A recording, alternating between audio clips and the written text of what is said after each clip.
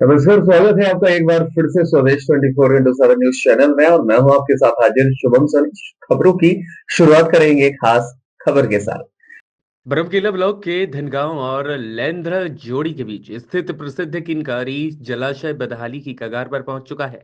देखरेख और मरम्मत के अभाव से डैम की मेड़ जगह जगह धंस चुकी है, जिससे कि आसपास के ग्रामीणों में अब भय का माहौल है। ऐसे में ग्रामीणों का कहना है कि समय रहते मरम्मत कार्य अगर नहीं हुआ तो डैम कभी भी धंस सकता है और आसपास के दर्जनों गांव जलमग्न हो सकते हैं।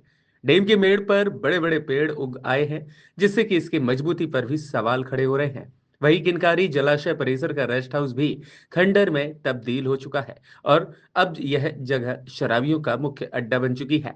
ग्रामीणों का आरोप है कि विभागीय लापरवाही और कर्मचारियों की कमी की वजह से स्थिति लगातार दिन ब दिन बढ़ती ही जा रही है। गांव के लोग तो रात रात भर पहरा देने को भी अब विवश हैं। सारंगढ़ से जीत तिवारी की रिपोर्ट।